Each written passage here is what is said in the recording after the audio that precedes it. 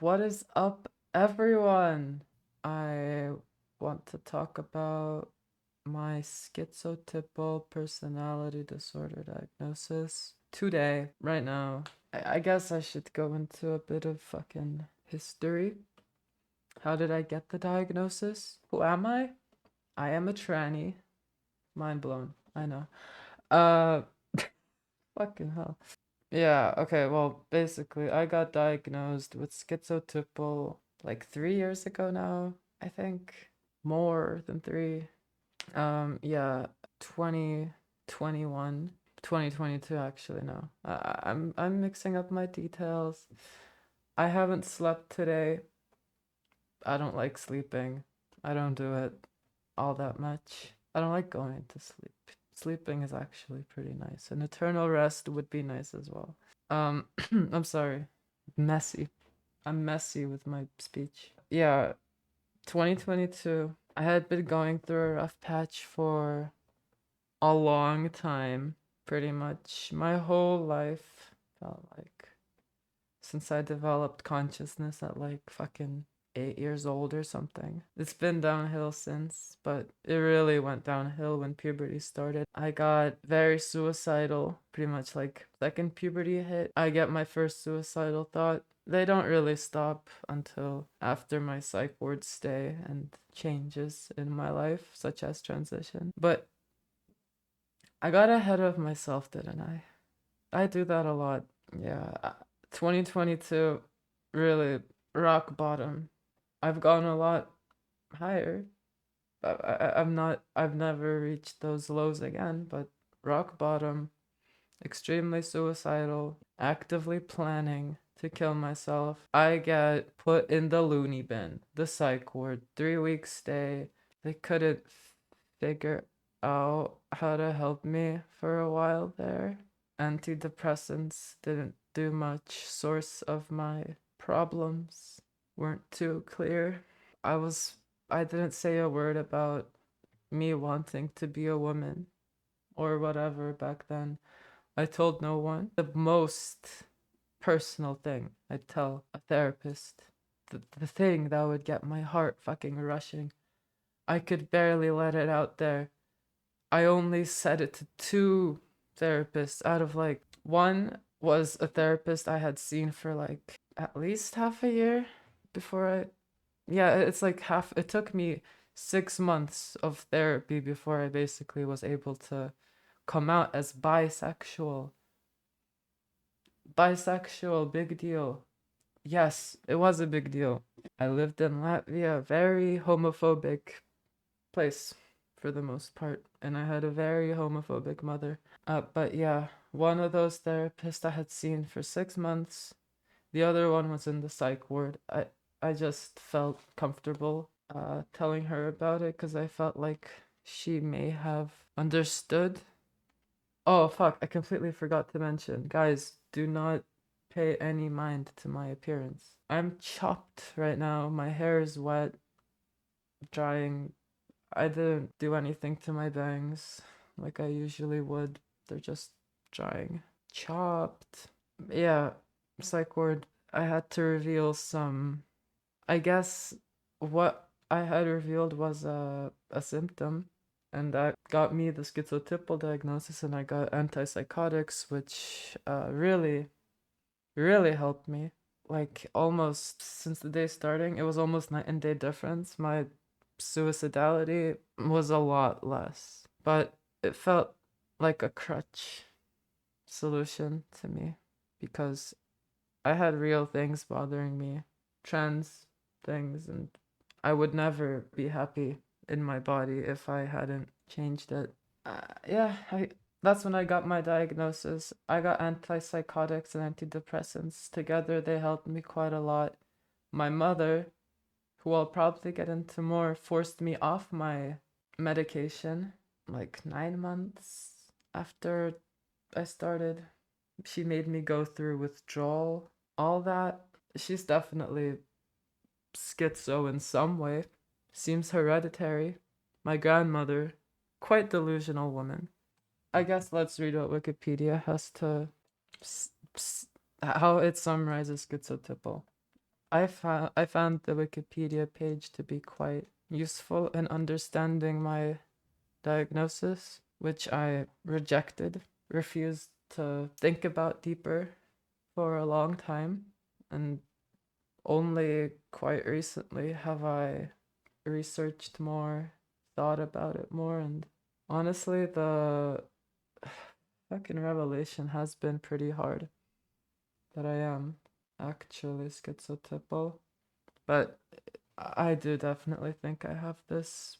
I fit the criteria, at least, in a lot of accounts I've heard from schizotypal people are very relatable to me. You can talk to me about how real personality disorders are, how psychiatry is fake.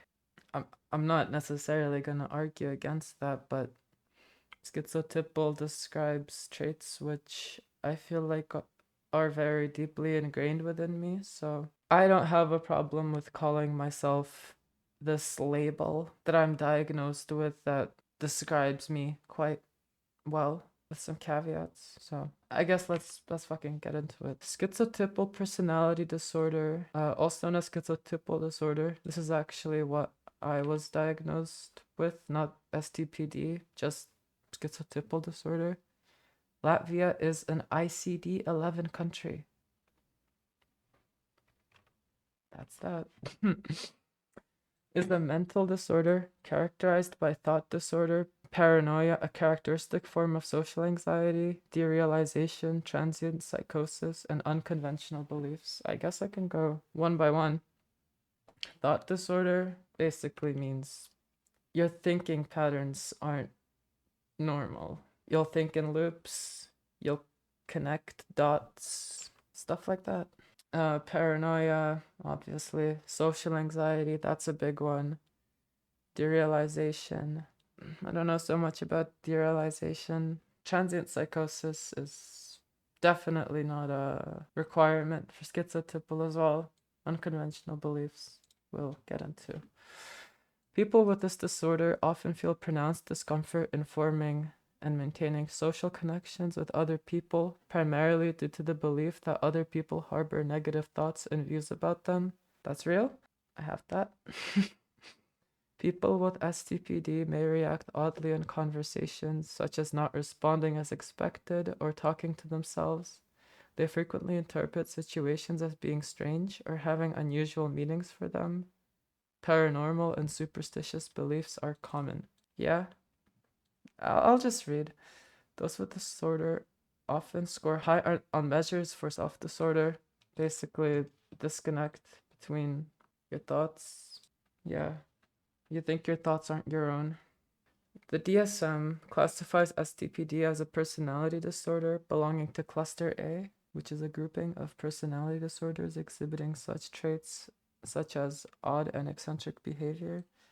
In the ICD, the latest edition of which is the ICD-11, schizotypal disorder is not classified as a personality disorder, but among psychotic disorders.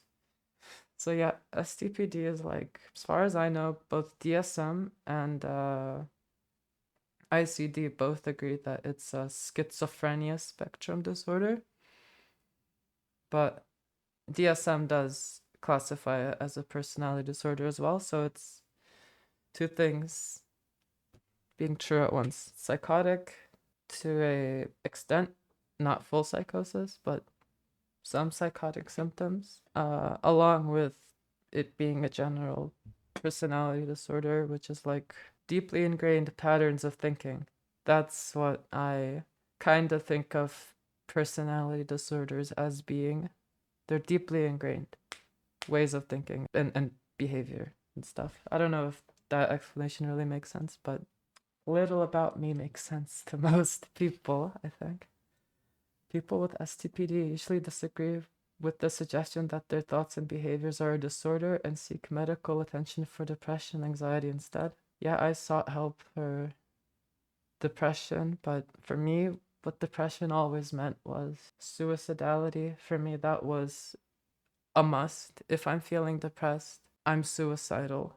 I guess I am still suicidal, but not actively. I haven't been actively suicidal since my psych ward stay.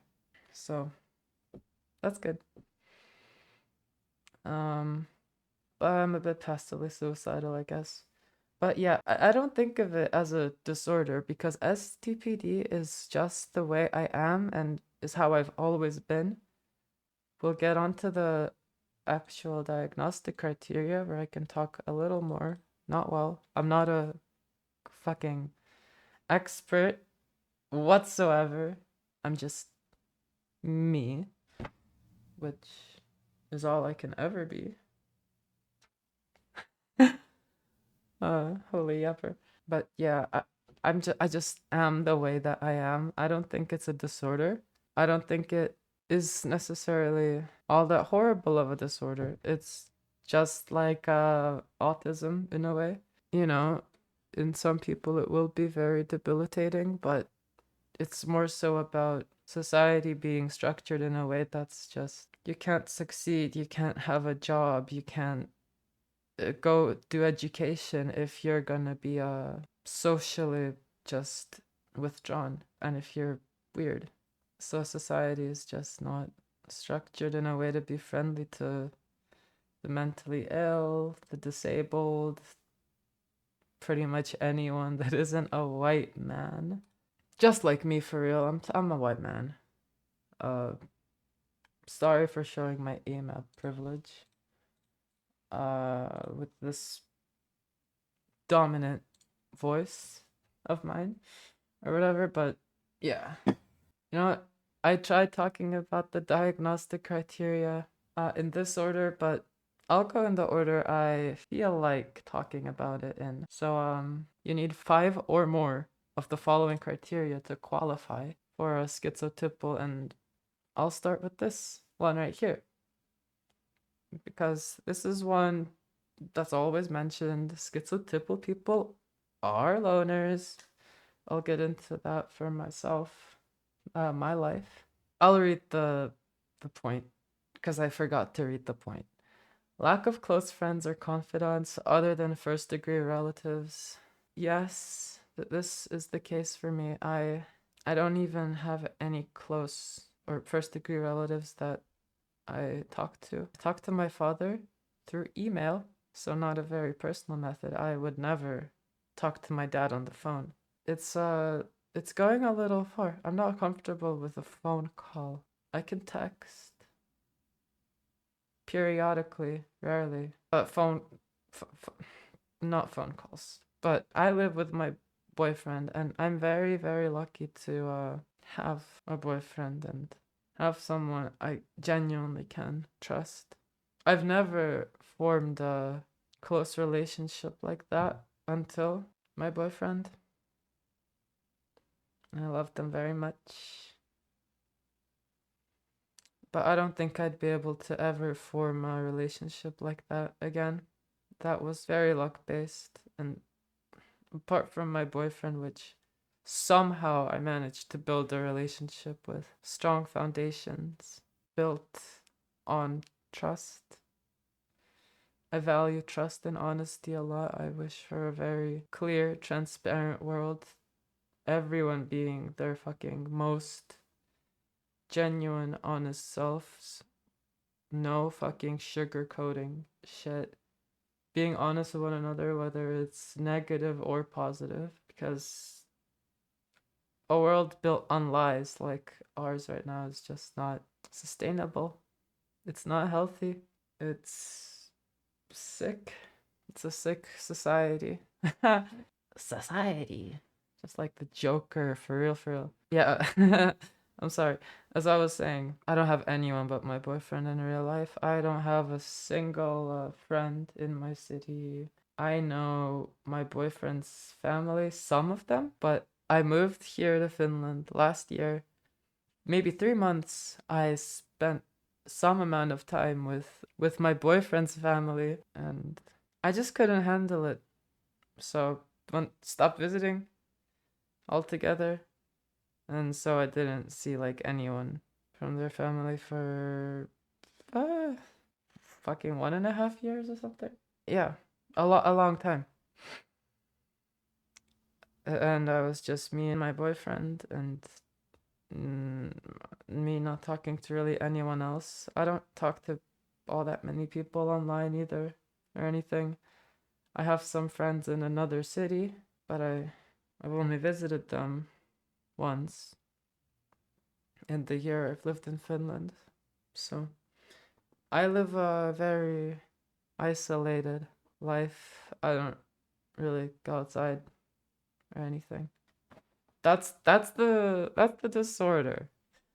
And I'll go to this one next. Excessive social anxiety, which does not diminish with familiarity and tends to be associated with paranoid fears rather than negative judgments about self.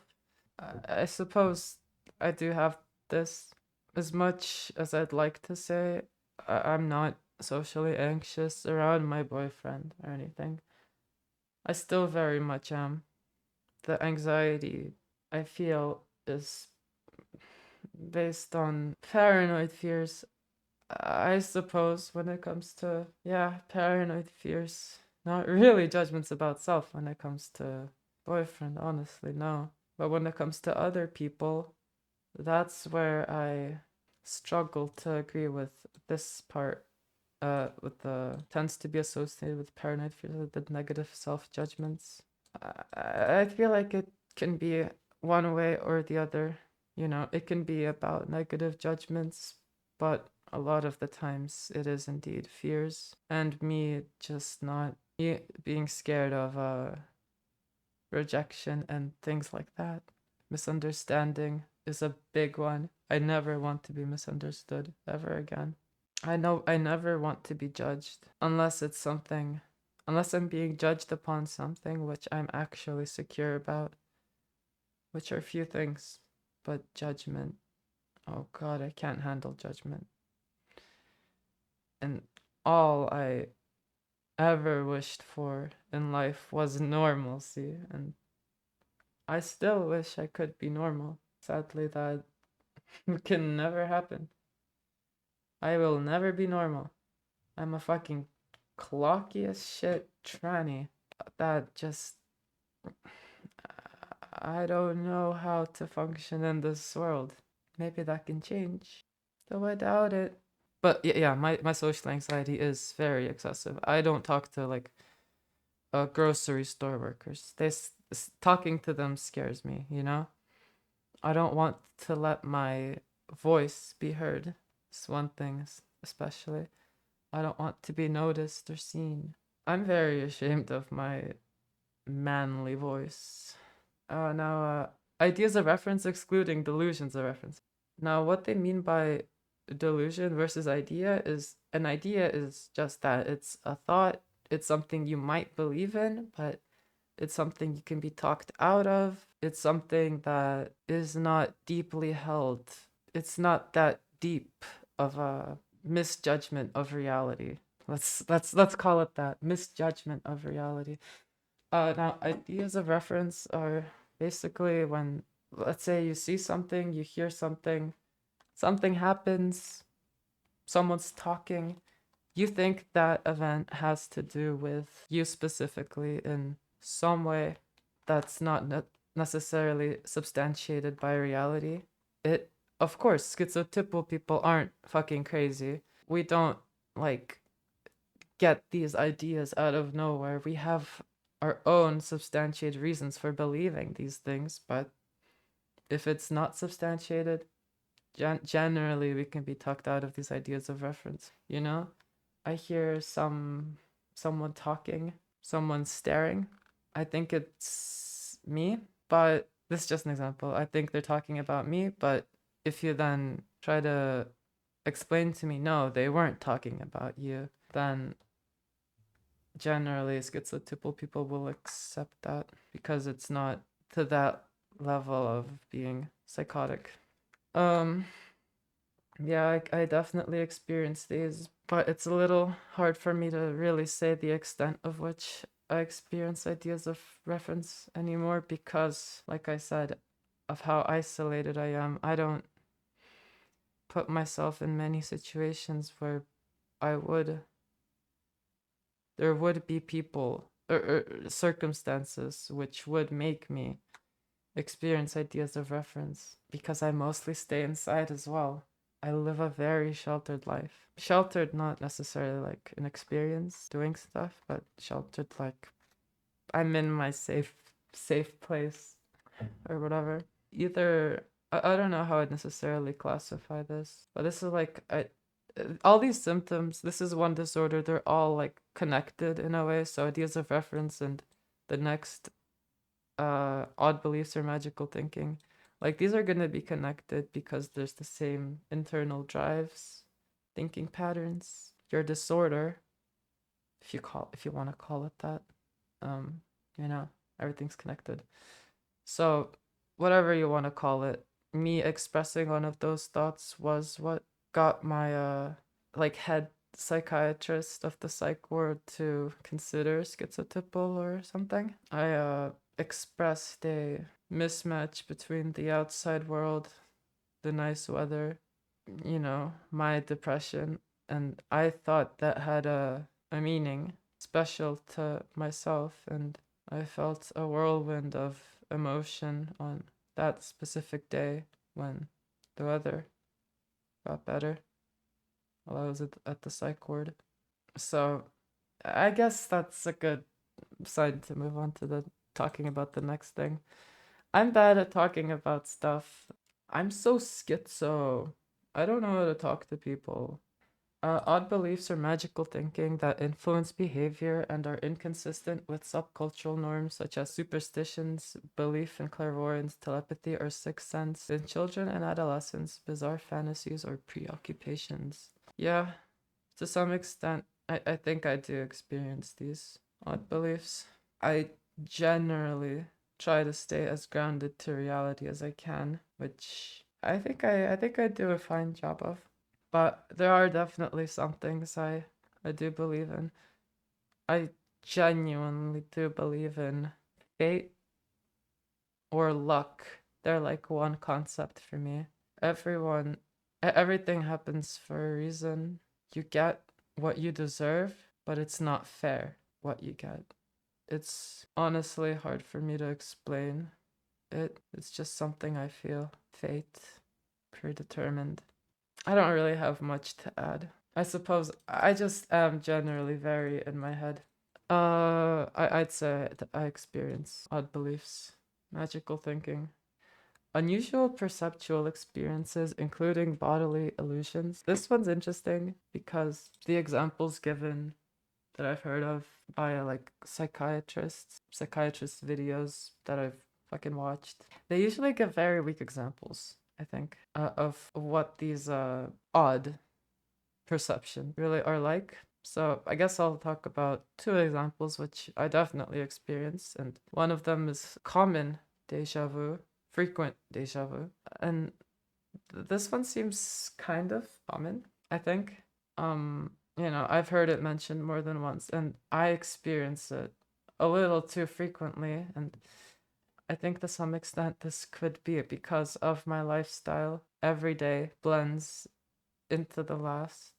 I don't leave the house. So when I experience deja vu, I'm like scrolling Twitter, and then I'm like a specific like image pops into my mind, and it's the same as the one I'm seeing, and it's like telling me I've been here before. I've been at this time before. I experience deja vu in the most. I mean, literally, I just do experience deja vu a lot. So that's an interesting one. Another one is feeling sour in my head. Now, me calling it sour is a little weird, but that's how this feeling, that's what it is. That's how it feels to me. The feeling that I feel feels the most to me. I can most closely describe as being the feeling of sour. I feel it in my head, like in my brain.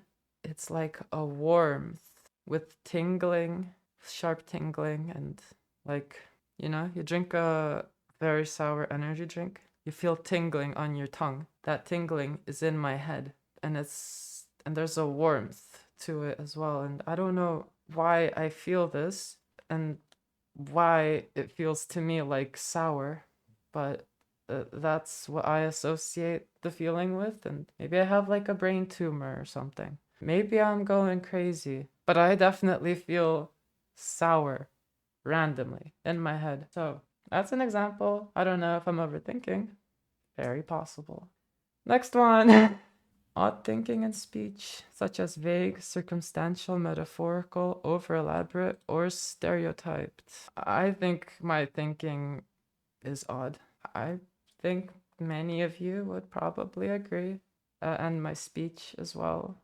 Now, whether I'm vague, I feel like I can be any of these, depending on how I feel. But one I tend to be more than the rest is over elaborate and metaphorical sometimes as well, I guess. But over elaborate is definitely one. And I'm thinking mostly of speech, me talking to other people. I despise getting misunderstood. Just thinking of moments in my past where I've tried to express myself clearly, make my idea known, and the person refuses to listen or refuses to engage with me or just misunderstands, and it always gets to me. So what I end up doing is I just explain, and I keep explaining until I let every thought out in regards to a topic, and I explain like everything bit by bit. I write a whole ass fucking essay. Half the time to an audience that doesn't care or who will, because of how I write, will become even more confused by it. So like I'm cooked. I'm cooked, basically. That happens. That's just an example. I don't want to be misunderstood, but I over explain and I go through my entire thinking pattern, which also goes all over the place. You've probably noticed I go from one topic to another, and then probably to another, and then I wrap back to the initial topic, and I do that in every sentence when I talk to someone, basically. I don't have very concrete thinking, you know?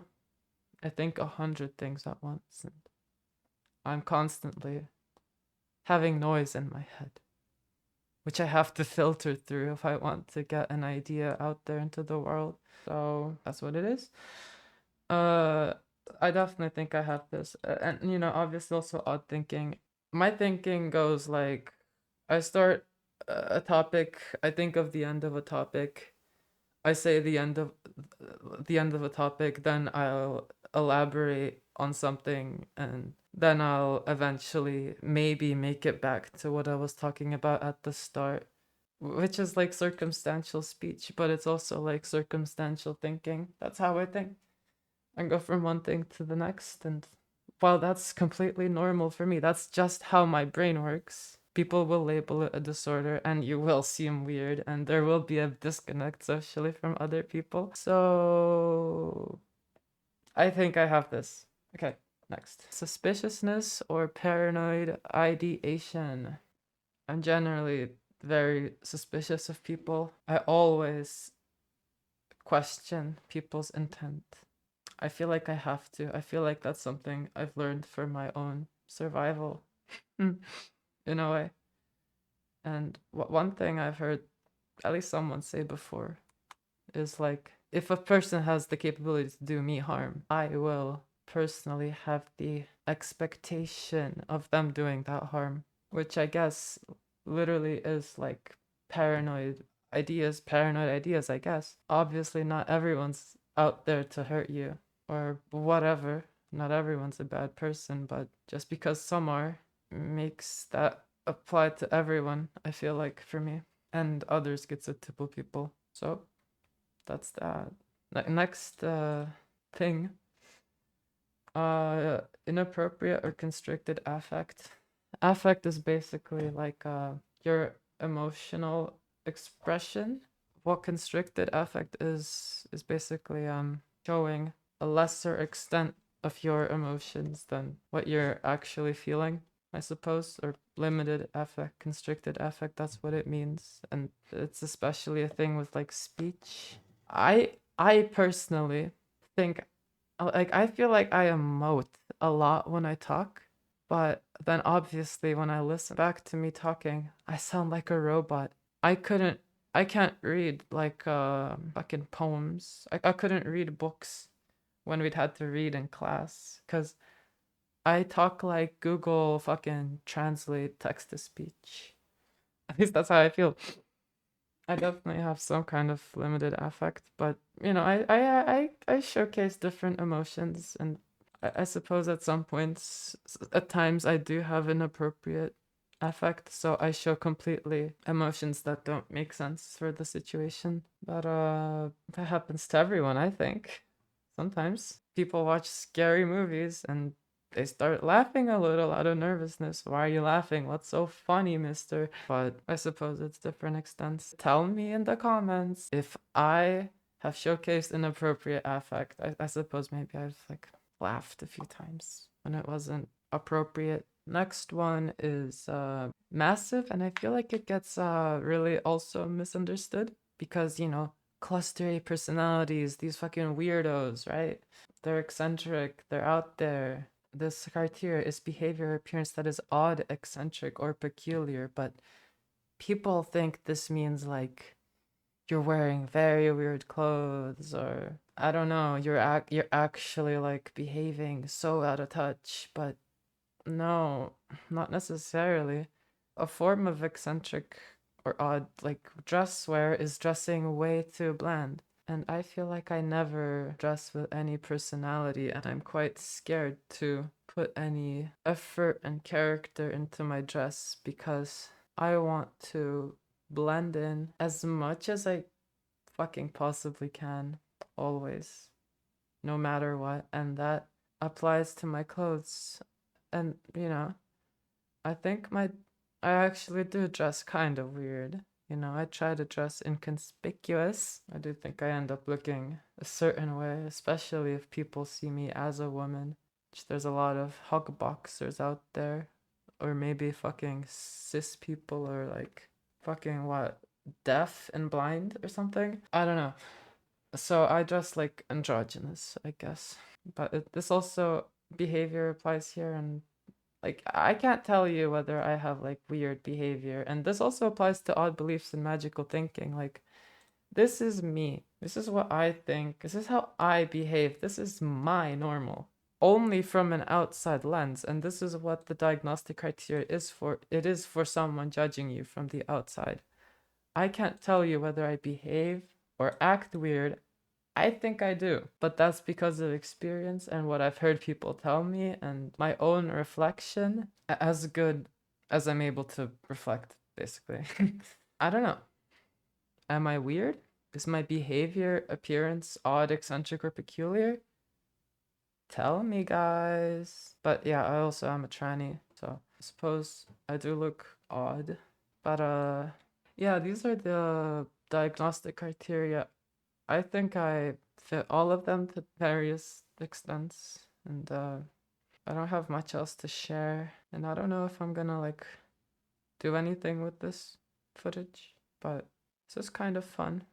I haven't had an opportunity to literally just fucking talk about a topic for a long period of time and actually have some sort of like brain like stimulus, having to express myself. I'm like living like a fucking zero thoughts, I don't know, creature. I don't think about much because I feel like all my thoughts just they start and then they end before the conclusion arrives. So I think it's healthy for me to just dig in sometimes and think, form sentences, do some sort of argumentation. I used to be quite intellectual, I think, at some point, but man, it's been a while. Well, it's been pretty fucking hard. Very hard to keep my head straight nowadays. So that's it. That's it.